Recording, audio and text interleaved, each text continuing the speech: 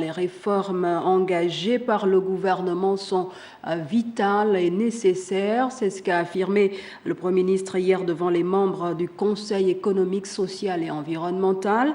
Julien Kogbe-Kalé est allé solliciter leur soutien pour la mise en œuvre de ces réformes. C'est un reportage de Charles Obamondo et d'Arnaud Mengi.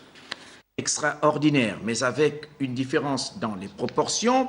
Le président du Conseil économique, social et environnemental s'est réjoui de l'initiative gouvernementale sollicitant le soutien de son institution pour accompagner la mise en œuvre des réformes engagées. Émettre des avis par écrit est une chose. Avoir l'opportunité de nous entretenir directement avec vous en est une autre. Nous apprécions donc hautement cette initiative qui est la vôtre de venir échanger avec nous pendant ces quelques heures. Un chantier immense dont la réalisation devrait s'effectuer dans un contexte particulièrement difficile. En ce qui concerne les réformes structurelles, il importe de souligner qu'elles sont vitales et nécessaires.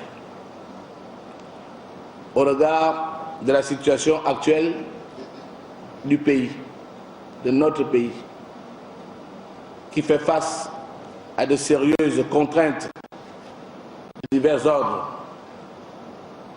trouvant leur origine dans des facteurs à la fois endogènes et exogènes, notamment un contexte économique mondial difficile.